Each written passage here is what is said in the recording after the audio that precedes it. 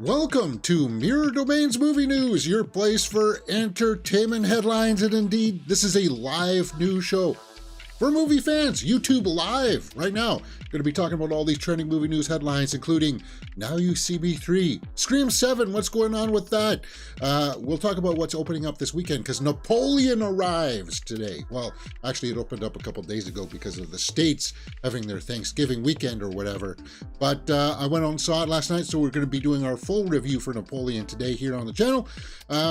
It's kind of a holiday, so there's not many trending topics out there, but we'll start off today's show by talking about Christopher Nolan declaring that he's not going to be directing the next James Bond movie. Yes, Christopher Nolan says he's not directing next James Bond. Sadly, there's no truth to those rumors, says the Oppenheimer director. I guess Oppenheimer is out now on Blu-ray, right? I guess I see a lot of other reactor channels out there reacting to Oppenheimer now, which is good because it's a good movie. I want to see it again. But no, he says that's not happening. He's not doing Bond, which is kind of a bummer. Christopher Nolan says he's not doing Bond as his next project. So sadly, no, there's no truth to that rumors quote from Nolan himself, as he said to the Associated Press in an interview while promoting the home release of Oppenheimer. I think a lot of us wanted to, like, we've all heard the stories that he grew up watching Bond.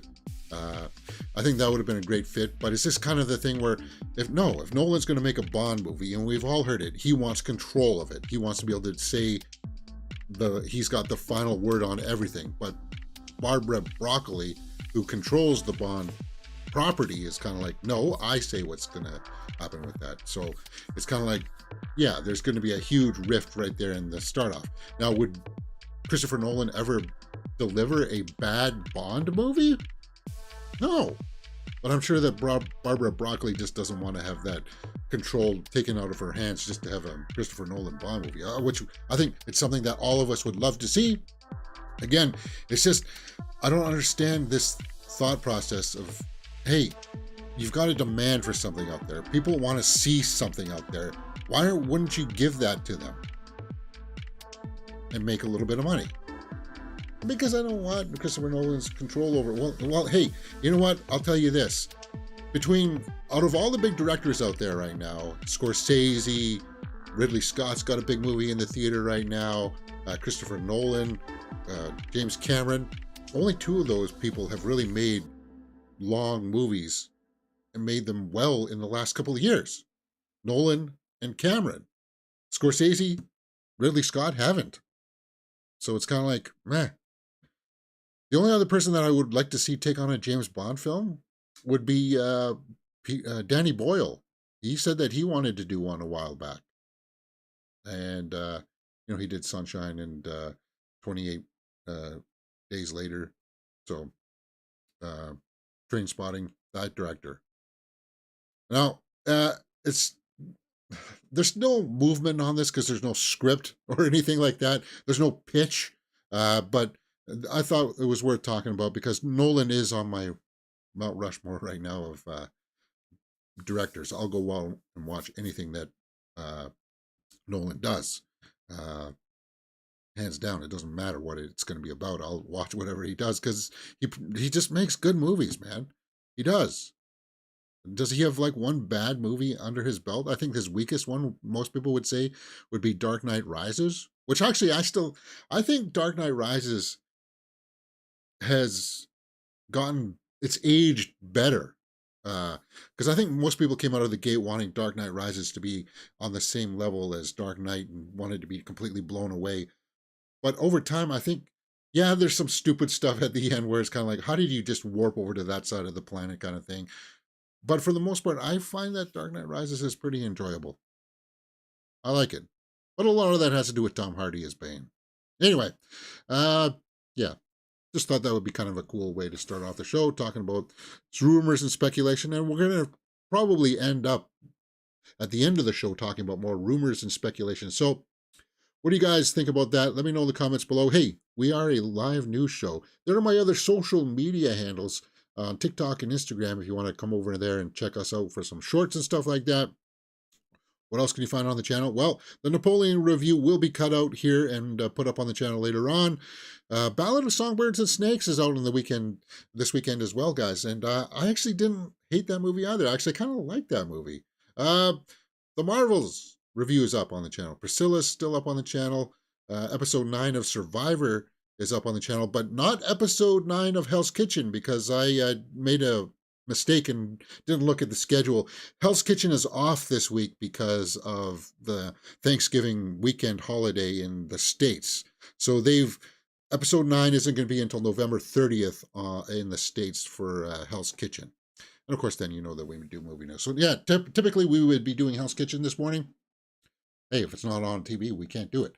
I'm going to be downloading a new internet browser. I think I'm going to try Opera to see if OBS hasn't blocked that out yet. We'll see. All right. Napoleon opens up this weekend.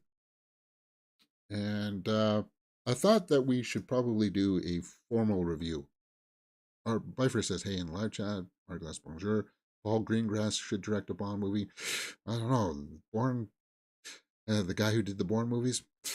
As long as it's not shaky cam. Imagine a James Wan Bond movie, Bifer. Yeah, that would be cool. Now, that would be cool. Yeah, think outside the box with it, right? That's the way I would say. Like, you would say, well, maybe you would want to try to find somebody of that same kind of ilk who's done, like, espionage movies like a Paul Greengrass with the Bourne movies. But James Wan is thinking outside of the box. I like that. Who else would be, like, so abstract to, who did Point Break? What's her name? Not Patty Jenkins. Why am I thinking? Why am I drawing a blank? She also did Hurt Locker. Catherine Bigelow. She would do a good Bond movie, I think. That would be cool to see. Yeah. All right. Let's do this. Napoleon. And I think some people will think that I'm not going to be polite about it, but I'm going to do my best. Mostly because, well, Scott's, it has its issues. Let's make sure that's ready to rock and roll. Okay. It is. Here we go.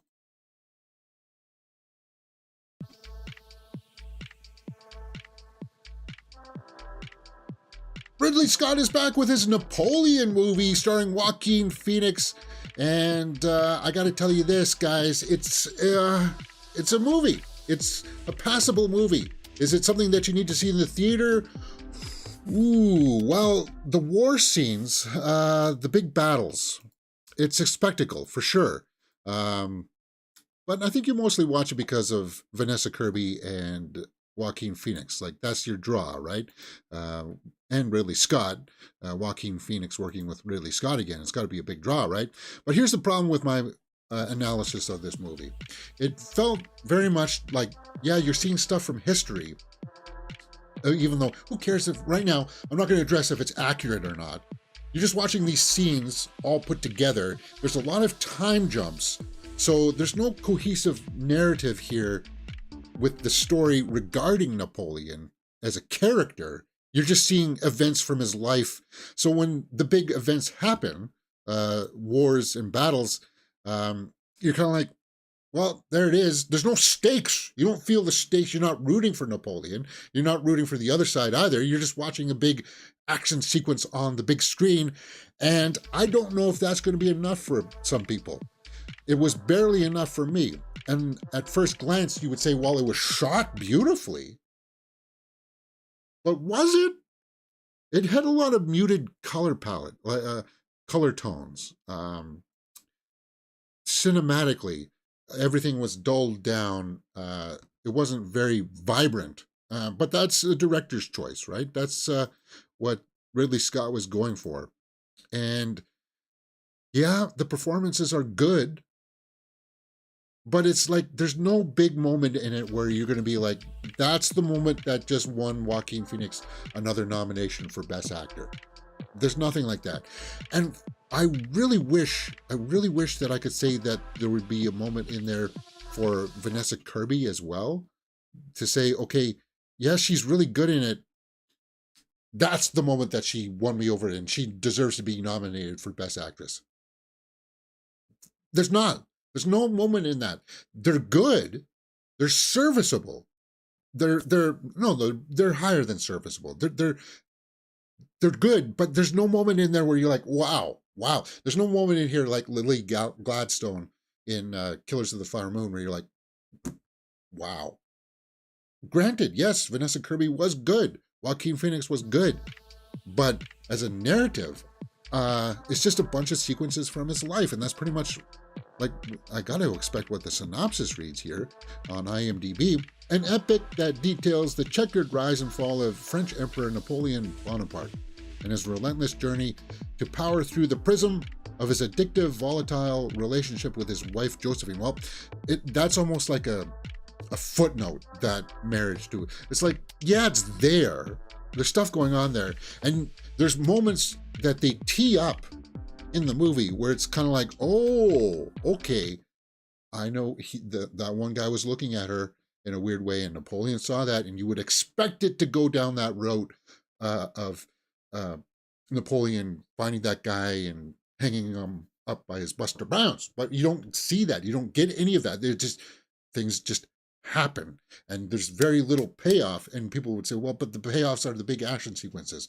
There's got to be a big payoff where doesn't Joaquin Phoenix have a big speech in here that rouses you up? And it's kind of like, no, you don't get that either.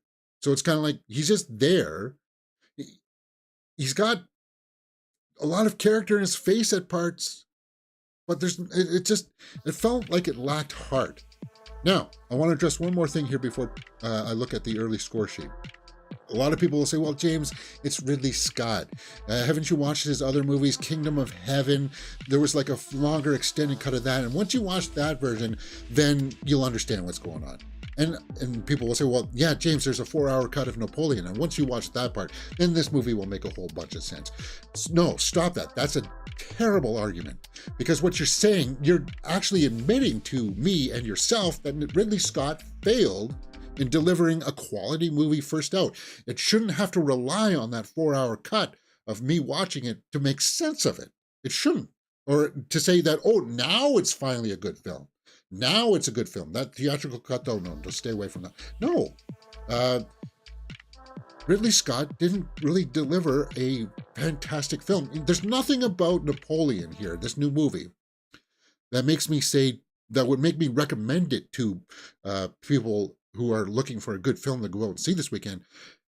There's nothing about it that has me saying, go see it because of this, go see it because of that. There's nothing about it. It's just kind of like there. This is the kind of movie that will only draw people who are fans of Ridley Scott, fans of Joaquin Phoenix, fans of Vanessa Kirby, maybe historians who want to pick this movie apart for its historical inaccuracies. And yes, I know that there's lots of them. But it's kind of like, as a movie as a whole, it's done and you're just kind of like, okay, who wants to go out for a cheeseburger? And then you'll totally forget about it. It's not a memorable theatrical experience, and it's a bit of a bummer. So let me pull up my early score sheet and we'll go through some of the numbers here. We'll start to crunch this down.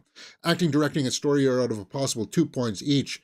Now, I will give 1.5 for the acting because both Joaquin Phoenix and Vanessa Kirby are good, but there's no moment in there where I'm just like, that's Oscar worthy. That's Oscar. No, there's not. And it's a bummer because it opened up in a very good way where you could see that Napoleon was going to have some arc there. Like they feel like, yeah, when he gets corrupted by the power to be like emperor and stuff like that, you wanted to see him like dig his teeth into that because Joaquin Phoenix can do that.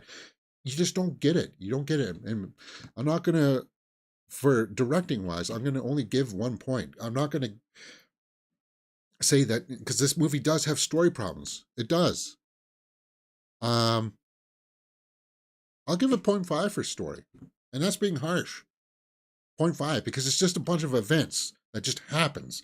Again, it's kind of like when his downfall happens at Waterloo. And we all know, well, that's history, James. When that happens, you wanted to see it kind of like being like a more crushing defeat, but it's just kind of like he's just sitting there going, that's it. And that's it. So when I look at that, based on that, that's all I can give. Cinematography and score out of a possible 1 point each. So the soundtrack to this was actually fairly good, the score. So I will give the score a full point for the music. Good use of music did help out it quite a bit. Cinematography. Let's talk about that, because cinematography-wise, as I said, it is well framed, and it does have a washed-out color palette, which I think they were trying to use to try to emulate, oh, this is a historical piece that you should be looking at. Like, see how everything is kind of washed out here? You kind of get that throughout the film. And yeah, it's framed well. And in the battles too, it's kind of like all muted and washed out as well. I just don't feel the threat or the peril from these fights. I don't. It's been done better.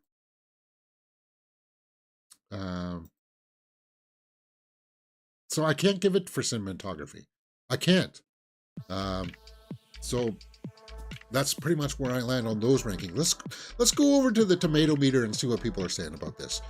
Ooh, wow. 60% by critics, 61% by the audience. So they're about the same there. We'll have to take a look at some of the snapshot reviews here, because I gotta get a measure of the room here. 60% by critics. So it's not going to be Best Picture. I don't think it will be. Let's take a look at what people are saying here. Irish Times liked it. Said, it hardly needs to be said that 2.5 hours progress at a fair lick. Indeed, at times the film plays like an enormous trailer for the 4-hour version, rumored to be heading towards Apple TV. Again, so somebody liked it, but they're like, this is a trailer for the 4-hour version. Again, he's admitting that this version of the film is not good, is basically what you're saying. And he still liked it. Now, I'm guessing it's because he's trying to, I don't know, acquiesce or pay homage and respects to Ridley Scott. I don't get it. I don't understand that. See who somebody who didn't like it. Toronto Star. Napoleon is the rare film that feels too short for its topic, even with its running time approaching 3 hours. Yeah, it's just under 3 hours, 2 hours and 45 minutes or something like that, right? And pacing-wise, pacing of it is kind of like, you will look at your watch or your phone to see what time it is at least once or twice, because you'd be like, well, where's this going? What's happening? How much of this story are you going to actually show? Are we going to get past Waterloo? And then towards the end, it does feel a little bit crammed in. It does. Los Angeles Times liked it. It glimmers of comic rage and generous helpings of battlefield carnage, though patchily entertaining on their own, never coalesce into a coherent reason for being. Phoenix, you might well argue, is reason enough. Well, again, for the most part, he's just standing on the battlefield looking at things. And is that good enough? Just to be standing there looking at the battlefield? And I would say, I don't know. No, it's not enough. 6%. 60. It's not a good score, man. It's not. Yeah. And I don't think people are going to resonate with this one. And I was thinking about some of Ridley Scott's other films that dealt with history. Like, obviously Gladiator is his best, but like when you think about Exodus, Gods and Kings, it's kind of like this one too, where it's kind of like, well, there's a bunch of things that happened, but you don't feel the weight for any of the characters. You don't really care about what the whole movie's about. It comes, it goes, it's gone. And that's what's going to happen with this movie. I think it's going to come and go, and some people will stick around and hold out to say that the 4-hour version is totally worthwhile and makes it the movie a totally different movie. Well, then it should have just come out on streaming services. Why did you waste putting it out in the theater because you thought that maybe you could get some cheddar back. Well, the movie cost around $200 million, just like Killers of the Flower Moon. And it's going to have a run for its money because it's going to be up against the second week of Ballad of Songbirds and Snakes, Hunger Games. But it's got Wish. It's going to be competing with Wish. Saltburn opens up this weekend. Thanksgiving. I think it's going to have a tough time, man. It's going to have a tough time. And I don't know if... I would just say go see it when you have it on Apple TV Plus. That's what I would say. It's not worth the time or money to see it in the theater. And that sucks. And I said that it was a good movie. It was passable. But as I'm a movie fan. I'm a movie fan. And if I had my choice and see this or Saltburn, I'm kind of wishing that I maybe would have gone to see Saltburn. We'll have to see. That'll play out through the end of the week. I'll see Saltburn this weekend and I'll let you know. So, going into the watchability factor, as I said, if you're a Joaquin Phoenix fan, then you'll want to check it out.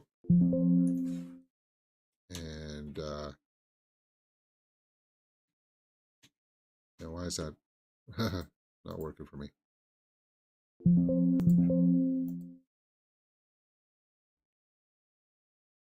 Wow, James. Wow. Watchability factor, 0.5. Yeah. So the watchability factor is 0.5. But I would say that if you're a cinephile, if you're a movie fan, you're really Scott fan, Joaquin Phoenix fan, it's worth checking out at least once. I just wouldn't go out to the theater for it. Wow. 5.5 for Napoleon, James.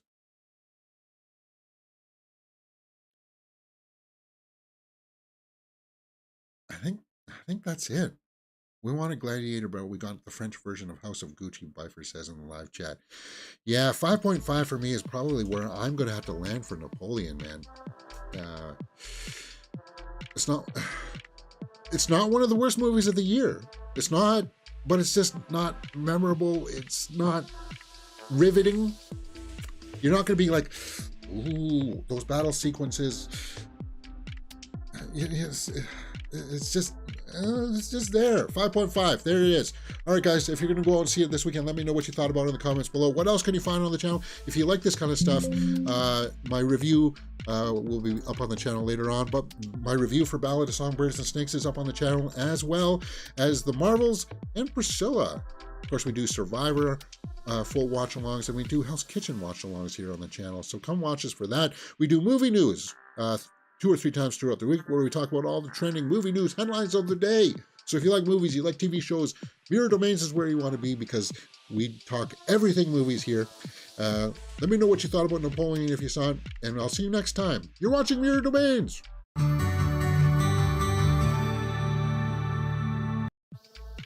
right. I feel like I've addressed everything there that I thought that I wanted to. Let's take some live comments here, because you guys are talking about it. As I said, it's not an awful movie or anything. It's just there.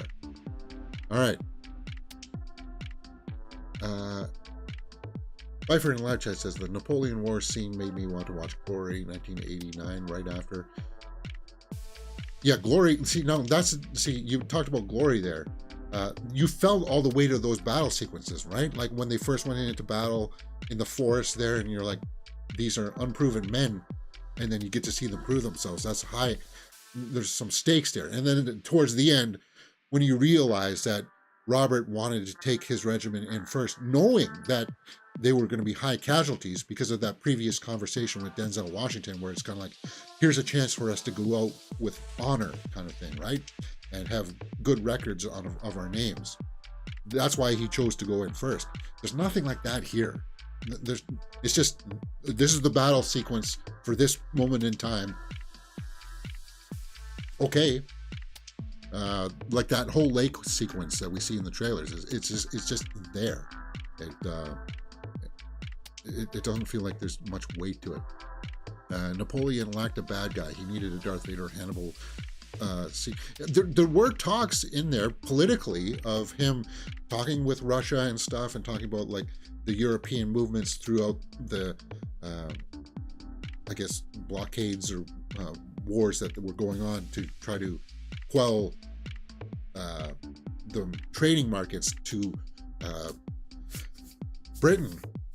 And I would have wished they would have stepped up, maybe ramped that up a little bit more, and maybe that's in the 4-hour version. But I'm not, if you're not presenting it to me now, then it was just too much. Overall, Napoleon was trying to do, as a movie, too much. Just take a small segment of his life, amplify some of it, sensationalize it. Maybe it would have been a little bit better. Arglass says, it seems that Ridley Scott had a ticking box exercise that was just doing epic by numbers. Yeah, and I don't look at this and say, well, this is, I can't even say that it was an interesting view of history, because we know that a lot of liberties were taken with it, right? I can't even say that. Napoleon should have been pitted against Admiral Lord Nelson. And that's what I was waiting for. I was like, maybe, like in the history books, was there not other big generals or something that like they could have shown, perhaps? And it's kind of like, it wasn't there, right? Duke of Wellington, yeah, there was the Duke of Wellington, but it was just there. Tsar Alexander. So it had ingredients in there that it could have been perhaps under a better storyteller than Ridley Scott for this material. I know Ridley Scott fans out there don't like me talking about him like that, because some of them are just like, no, he made Gladiator, so he's a master. Well, his past track record doesn't seem to reflect that. It doesn't. So, whoops. Let's go back to the comments here. Was Master and Commander starring Russell Crowe a better movie, or two different? No, actually, Master and Commander was a way better movie than Napoleon. Oh, yeah. Actually, I want to revisit Master and Commander. I remember liking it quite a bit when I saw it. I want to revisit that. In true Ridley style, Byfer says, it took 9 attempts to refine Blade Runner into its definitive form, hence a 4-hour rendition of Napoleon should ideally surpass expectations. Well, I don't even know if that'll help. I don't know, because the same battle sequences will still happen. The same amount of subject matter will be encased in it. And yeah, the stuff with him and Josephine is interesting, and I wish that would have been a more focal point of the movie than the battles. Like, it made me think about Marie Antoinette by Sofia Coppola. And that movie, it's just a slice of how she came into power, right? And or like how she rose up and became like somebody who threw away the fortunes and stuff like that. It never got to the beheading stuff, right? It kind of like depicted just the loss of her innocence kind of thing. And I wish this movie, Napoleon, was a bit like that, where it just focused in on, focusing on the Battle of Waterloo and his fall there, and then what happens after that. Like, that's enough material that's a movie there. But it's kind of like crammed into the last 25 minutes. And it's like, if you amplified certain things and built up scenes to build towards something like the payoff of his downfall, and because of his hubris, because of his, he thought that he could do everything kind of thing, and the fall from grace of that, like he earned his stripes on the battlefield, but then he just kind of like throws it all away. There was that story there that could have been amplified and ramped up a little bit more with better execution, and that goes on the director. And most people don't like to hear that because it's Ridley Scott, but I'm sorry, it does. It falls solely on his shoulders. All right, so that is my review. We will go back into some movie news topics here.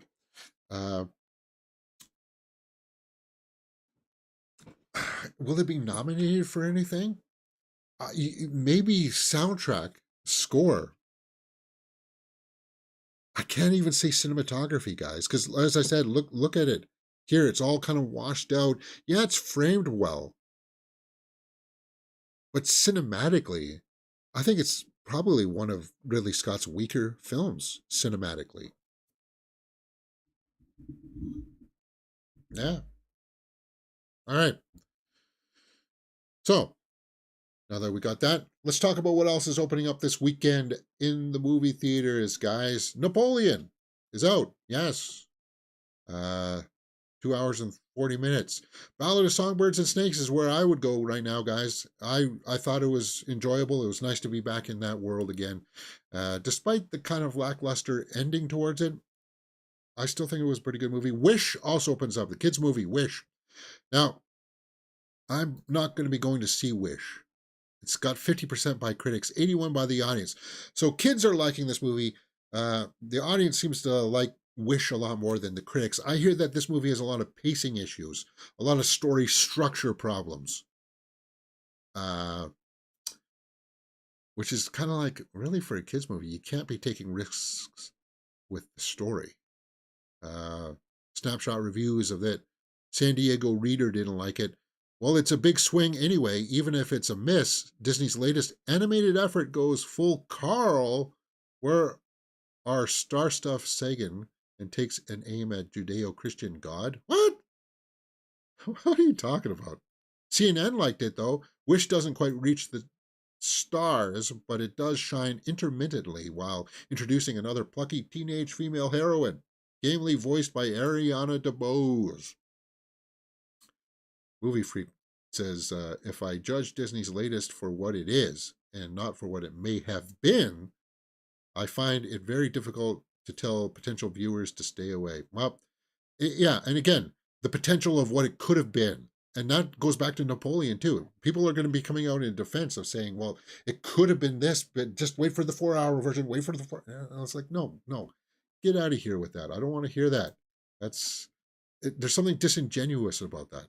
I can't put my finger on it. Trolls Band Together is also taking its second weekend.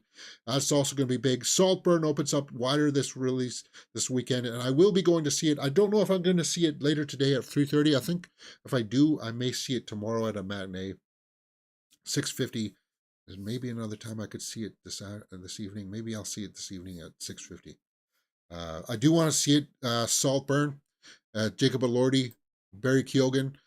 Basically, he's kind of like a guy down on his luck. He gets invited to this prestigious manor, Saltburn, this big home, and there's like debauchery, there's parties, high end. He gets exposed to be what it's like to have money and resources. But you kind of get the feeling that the rich people who own the place are just kind of like using these people as entertainment. Oh, you've never experienced fine wine before? You never experienced a big, lavish home?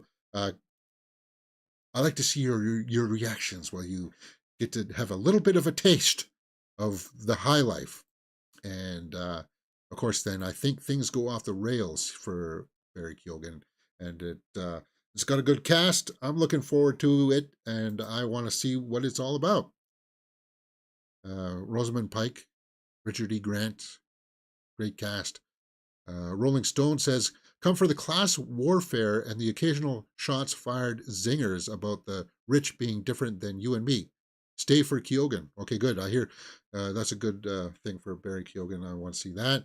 Associated Press didn't like it. Make no mistake, the clever writing is here, as is the style and the sleek technique and some terrific performances. Rosamund Pike is especially delicious in a supporting role. What's missing or muddled is the message and perhaps even more the heart.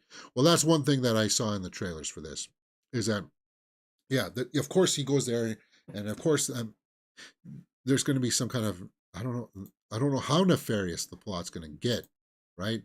With it, like, is there going to be murder involved? Is there going to be some kind of weird sexual deviance? Maybe. uh, I don't know exactly how far it goes. So you could see like the trailers reek of style. It does. There's the aspect ratio to this film, where it's not traditional widescreen. It's like the box format. At least that's what the trailers were depicting. I might be pleasantly surprised that it's widescreen when I go see it.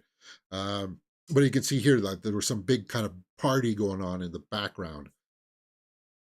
So yeah, I'm getting tastes of a little bit of what maybe the start of what Babylon was. Kind of like where, yeah, there's these big parties and there's lots of sex and drugs and rock and roll kind of thing going on. Uh, but the set looks amazing. Uh, that pond, yeah, I want to check it out. So that's opening up this weekend as well, guys. Saltburn, and then Thanksgiving. Let's talk about Thanksgiving, the movie Eli Roth, uh, which I will go out and see.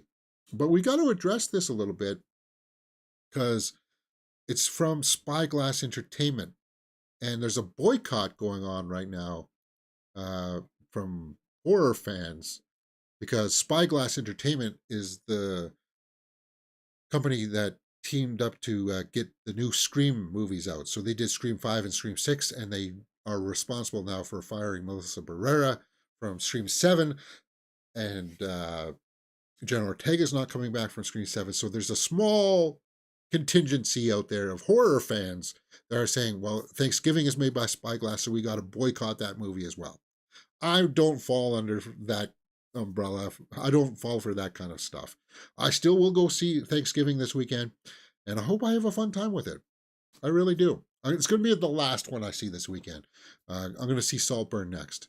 So just to know, as movie fans, to let you know that, hey, this sort of thing is going on in the background with some fans trying to boycott it. Boycotts are not going to work. I don't know why people. Yeah, you're upset that Scream 7 is not going to happen the way that you think that it's going to. Tiger 3's out. Next Goal Wins, the Taika Waititi movie. That's going to fly way under the radar. It's not a priority for me to see. I'm sorry, guys. There's just too much right now. And we'll have to see how it plays out in the box office. We will. Uh, Napoleon opens up in France. French box office apparently has done well. So yeah, and that's just curiosity stuff. I attribute that to curiosity. You're French. You want to see how it handles French stuff. There's nobody that speaks French in it. uh, Not even with a French accent. So it's kind of like, I don't know. I don't think it. People will have the curiosity at first, and then it's going to drop right off. Uh, Hunger Games edging out Wish at the holiday box office. Now, I thought, just like everybody else, that Wish would be running away with this because it is a kids' movie. And Wish, I thought, looking at last weekend's box office, was poised to be the number one because based on last weekend, yeah, Ballad of Songbirds and Snakes and Trolls were 1 and 2. Uh, Songbirds and Snakes will be like around 20 million this week. Wish will make more than that, but Napoleon also will make more than that. But I don't know, because it's a long weekend. There's 5 days that are counting this weekend. Ballad, Songbirds and Snakes may have not that big of a drop off. It may be actually down to only 30 million. And if it's like that, then can Napoleon build off of that? Can it make more than that? Napoleon in close battle with Wish as Hunger Games prequel eyes overall win.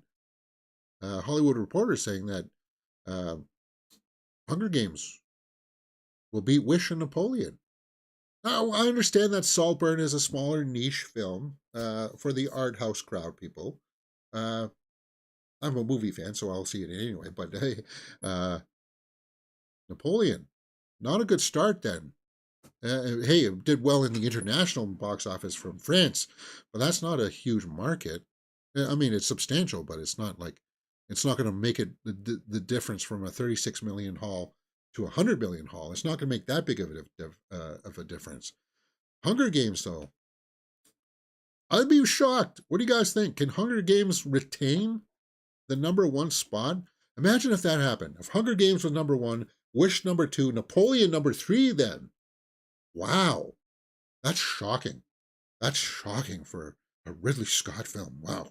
Coming in third.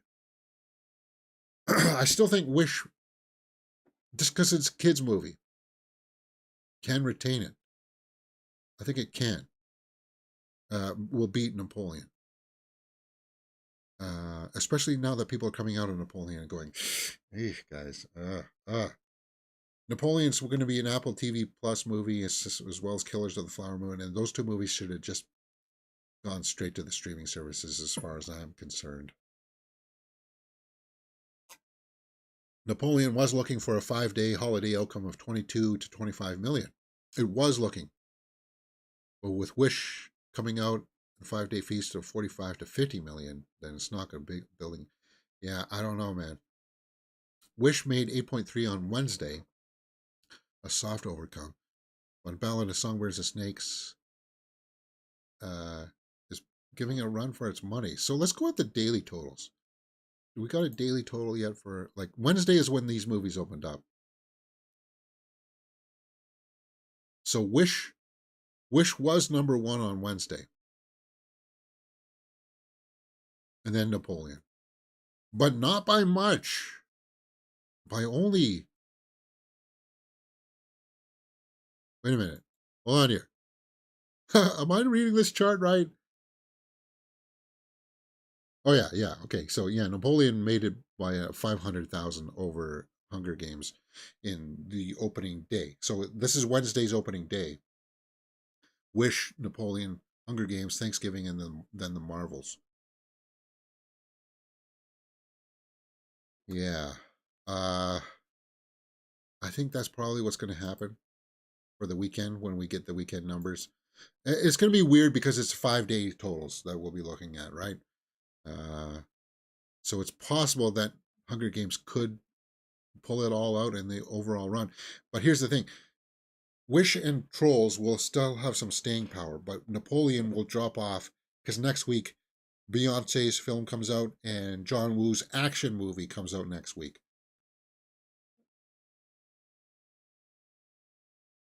And I think Beyonce will be number one next week. It will. All right, what's up there? Uh, Pfeiffer says, I love the Napoleon production design, but I felt the gray blue filtering over everything served it no favors. Yeah, I agree with that, Pfeiffer.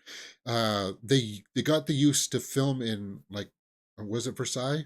They got to use to film in these big actual real places, but then it was muted because of the color palette choices. Pfeiffer, Wish was a movie written by AI. The songs were forgettable. Disney should have made Frozen 3. Well, they are going to make Frozen 3, but yeah, I'm not hearing good things about Wish. I'm not. All right, Melissa Barrera. Let's go in and talk about some more. Her response. Melissa Barrera responds to her firing. So she says, quote, silence is not an option for me. So she's going full tilt with this stuff. It's a shame because this is exactly what happened with Gina Carano. Is like, well, I'm not going to stop talking about, but then you can't silence me. And it's okay, fine, but you got to think about this is your career now. Your career's done. It's over.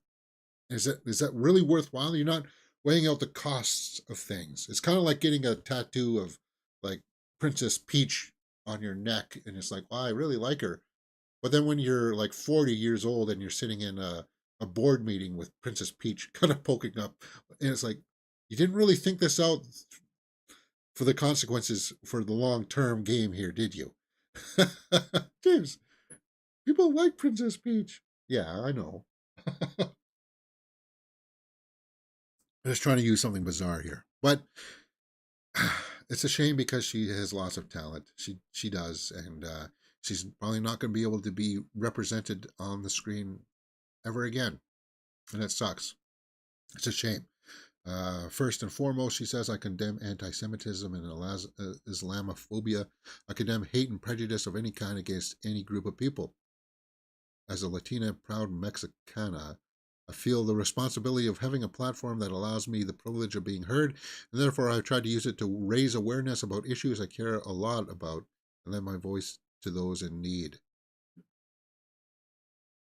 So she thought she was doing the responsible thing about talking about it. Spyglass spokesperson, yeah, we talked about that quote, saying that they don't tolerate uh, any kind of thing like this. Every person on this Earth, regardless of her religion, she says, quote, race, ethnicity, gender, sexual orientation, or socioeconomic status deserves equal human rights, dignity, and of course, freedom. This is freedom. I'm going to address that right now. Not, guys, you got to, most of the world does not believe in freedom. They'll say that they do.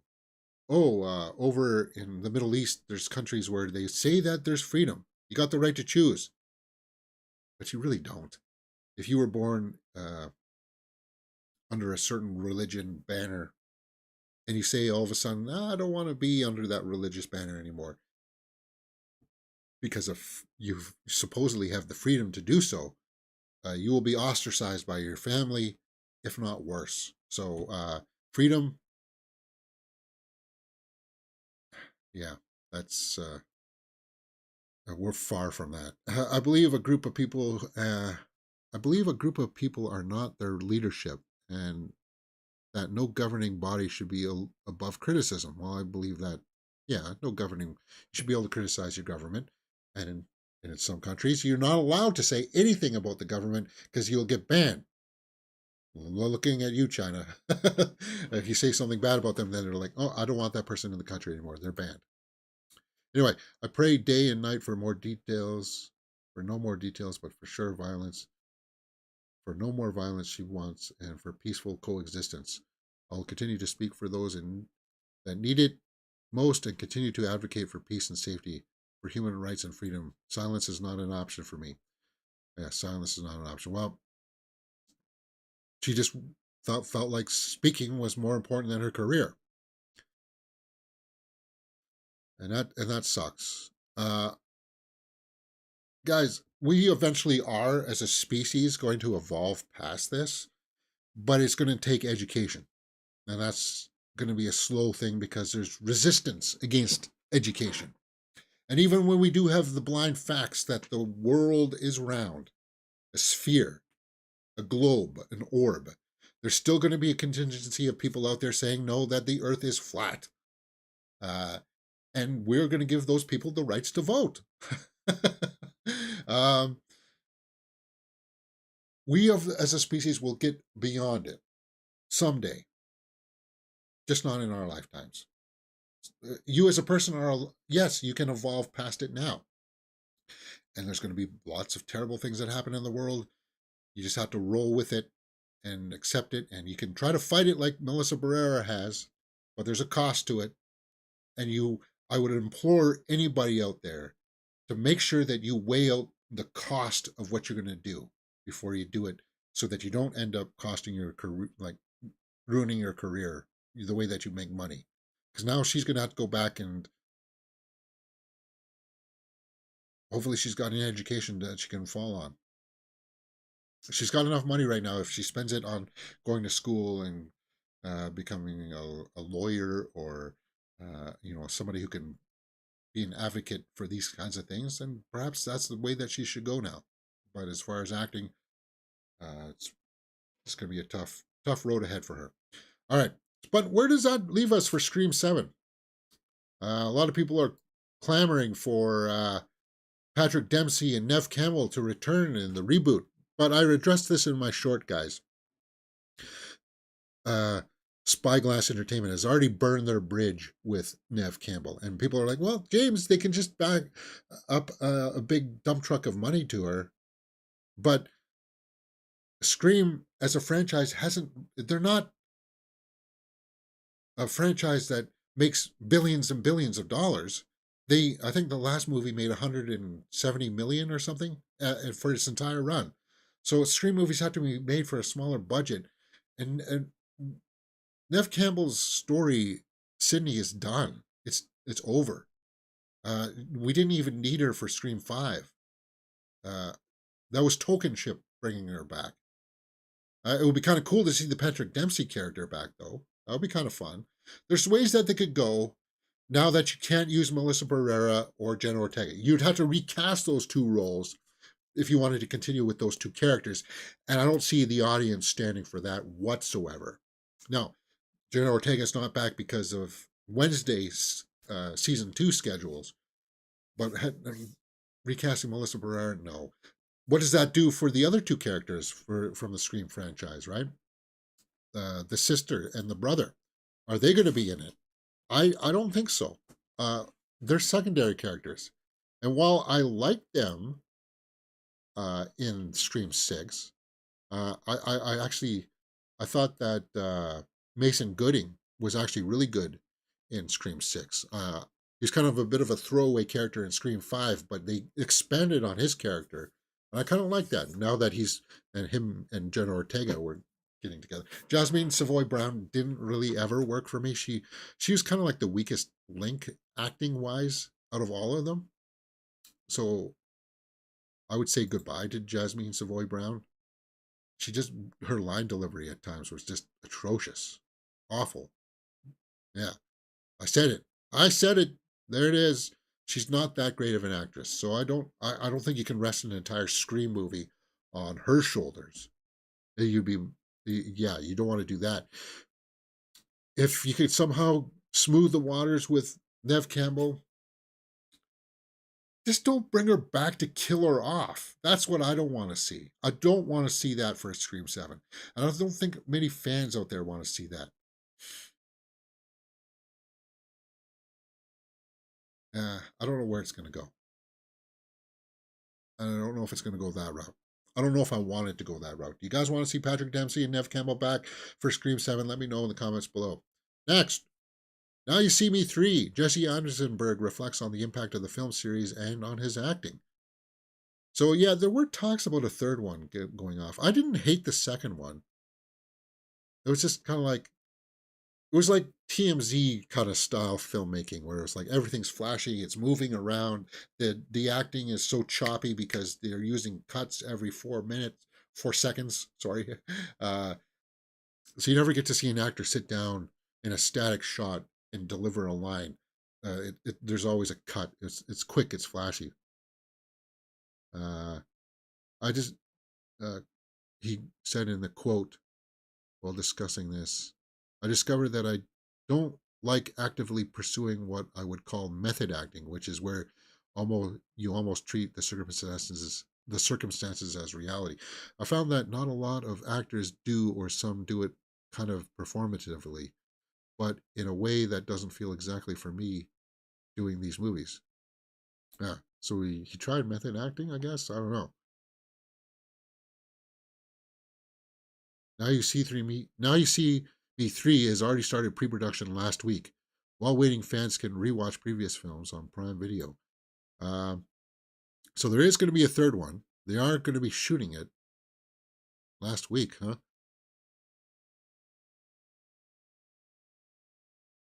Huh. I like Daniel Radcliffe in the second one. He was fun, right? Ruben Fleischer's directing. Ruben Fleischer has done Zombieland, Uncharted, producer. So he directed Zombieland and Venom. Okay. So he'll be directing the upcoming Now You See Me movie. I like the Zombieland movies. I could see that maybe that style transferring over to the Now You Can See Me movie. Morgan Freeman, Jesse Eisenberg, Woody Harrelson. That had a big cast though.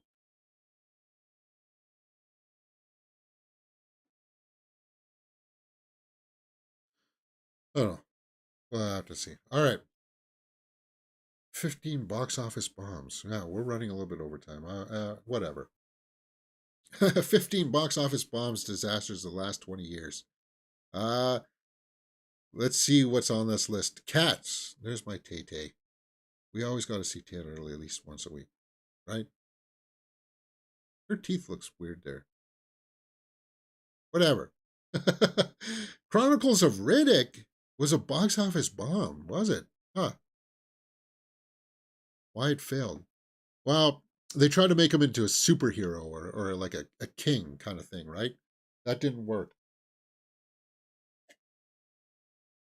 It's with the necromongers. It's sort of like conceptually, there was a lot of stuff going on in the background that I did like with Carl Urban and Tandaway Newton with the political jockeying. It just didn't feel like Riddick belonged in that movie. That's what it felt like, right? The Alamo, 2004 bomb.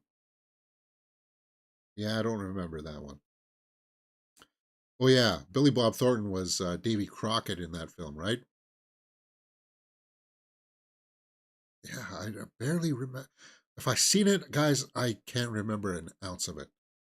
Alexander, yeah, that was a bomb. Oliver Stone, uh, Colin Farrell, Rosario Dawson, though you get to see Rosario Dawson. Evan Almighty, bomb. Steve Carell, huh?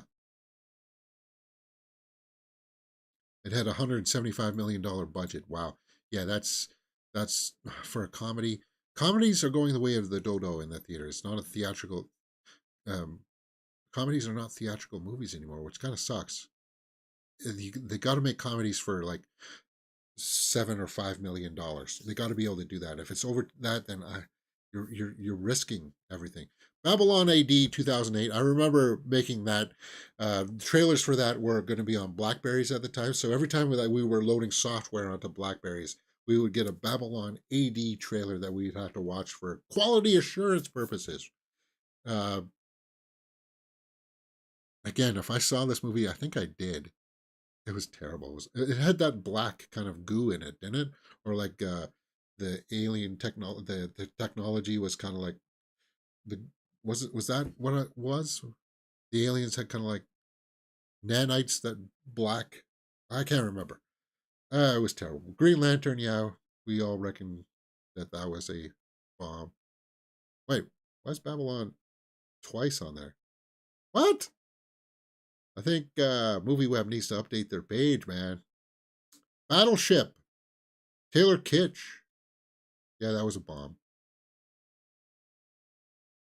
I don't know what they were doing with that one. Had Rihanna in it. That was kind of fun.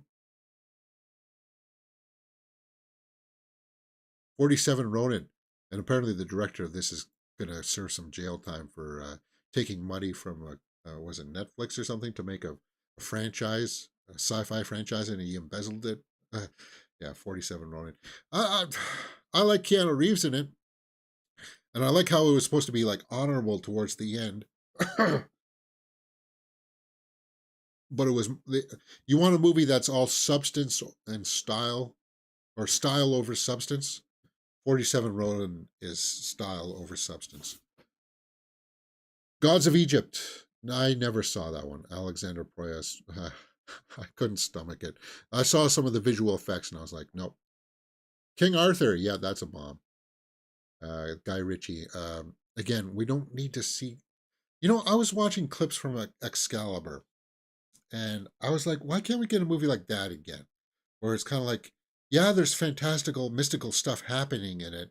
And yeah, it could really use the updated armor because it felt like the armor that they used in Excalibur was kind of like um, hand me downs of like uh, stuff that you would find in pawn shops. uh, a good King Arthur story, if it's done well, I like I like the story of the knights, and that movie was not it. Cats, yeah, we know that musical. I tried watching it, I couldn't handle it. The music, it has a few numbers, but that's about it, right? Andrew Lloyd Webber. If I were gonna sit and watch Cats, I would want to watch the butthole cut because apparently they made a cut where they animated the butts.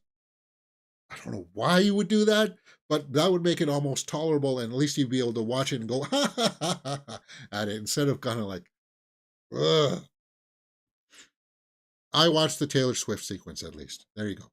Gemini Man, Ang Lee, bomb. Yeah, bad visual effects is all I remember from that. Mary Elizabeth Winstead though. Huh. Lightyear, yeah, last year it was just long. It was too long. Lightyear was way too long. It was kind of like there's a logical point in Lightyear where it should have ended, but then it just keeps on going on, and it's kind of like, why? This is supposed to be for kids, and it's just like, yeah, ah, yeah.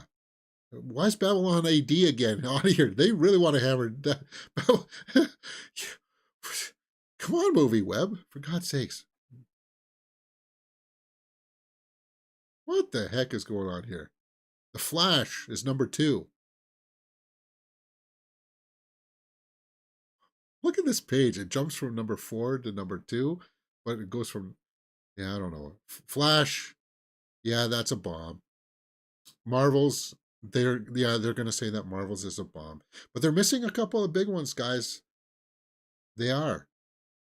Killers of the Flower Moon's gonna be a bomb. I think Napoleon's gonna be a bomb.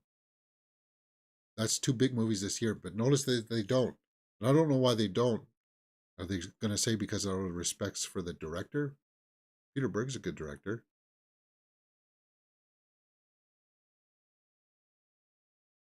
Oliver Stone, he's had his hits. So yeah, I just thought that was worth a look. All right, I'm running a little bit overtime here today. I don't really have that much more. I was going to look at some hit or miss stuff. I guess we can look at the Twitterverse. They're missing Solo, a Star Wars story. Yeah, that was also a bomb. Last Legion was a great origin story for the Arthurian legend. Last Legion. Did I see that one?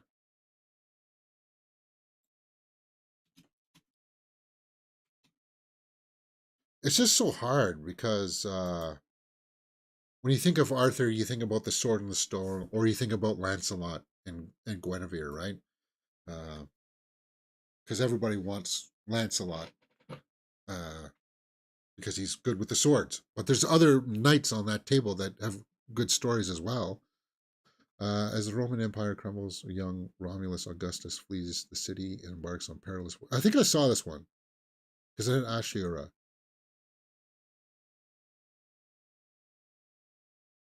I think I did see this one. Yeah, it's weird. She did try to make some North American stuff. I'm waiting for like once somebody finds the way that they can bridge the gap from uh, Indian movies, like from India, like if they can get Bollywood and Tollywood actors inside North American movies and start bridging that gap, that's an untapped market right now that'll rake in cheddar. It'll rake in cheddar. I don't know if it's just because they can speak English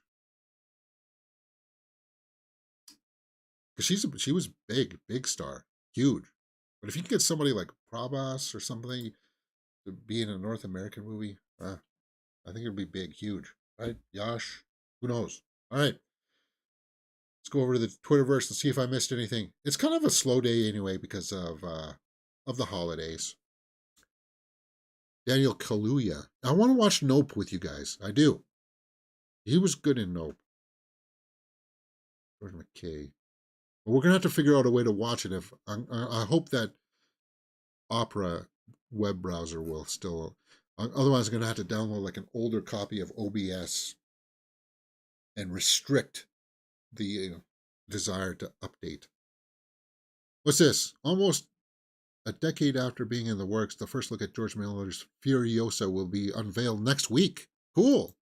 So we're going to get a trailer for Furiosa. God, Anya Taylor-Joy is just like, she can wear anything and it's like that. She's a model. She is. But she can act. So that's awesome. Rachel Zegler performing the old There Before. So we can't hear it because it's a song. Yeah, she's got pipes. She can sing. And they actually do use it rather effectively in the movie Songbirds and Snakes. It should have just been called President Snow. It should have been. Why does this say fired? Who got fired? Washington Commanders defensive coach has been fired? Oh my God. After last night's beatdown? Yeah, the Commanders got destroyed by the Cowboys last night, right? Oh, mercy. 13 years ago, Tangled was out. Call Me By Your Name. Hunger Games Ballad of Songbirds and Snakes is currently challenging Disney's Wish to remain at number one.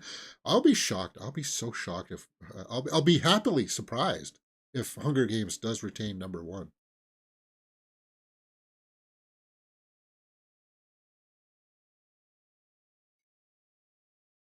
Wish.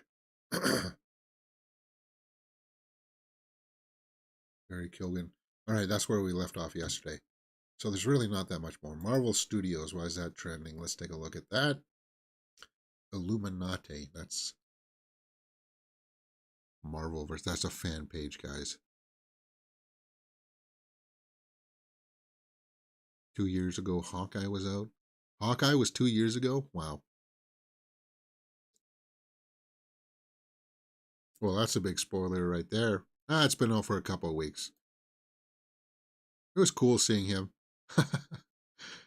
He loves playing that role, by the way. He was so happy to come back for Days of Future Past.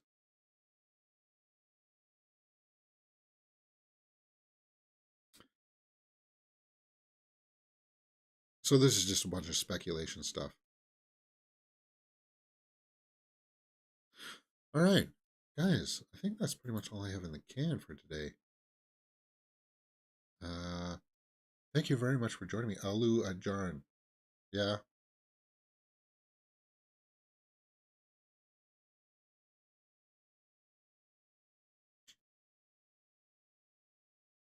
All right. Yeah, I don't really have that much more. I don't think any other trailer dropped either. Cool stream, James. Enjoy the upcoming movies. See you next time. Yeah. Alu from Pushpa. Alu, that name does sound. Yeah, I recognize him. Uh, yeah, I recognize him. He was in Vika something. I forgot what it was called. A really long movie. I forgot the name title.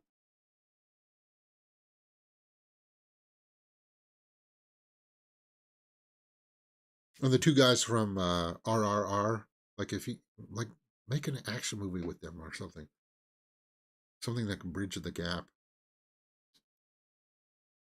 because you'd be rolling in it, man. I don't know. Maybe it's just because they don't feel like they have the confidence to. I don't know. They do. They should. Anyway, it's a thought for another day. Enjoy the rest of your day, guys. Enjoy your weekend, your long weekend. Enjoy your Black Friday sales if that's your bag. And yeah, they did a terrible job with Chow Yun Fat, did they? I like the killer and yeah, hard boiled. Chow Yun Fat coming over. I like the replacement killers. That was his North American big one. And of course, uh, what I mean, actually, they did good with Chow Yun Fat being in Crouching Tiger, Hidden Dragon. See, that was the type of movie that bridged those two kind of uh, markets, and they need something like that for the the Hindi films or Telugu films.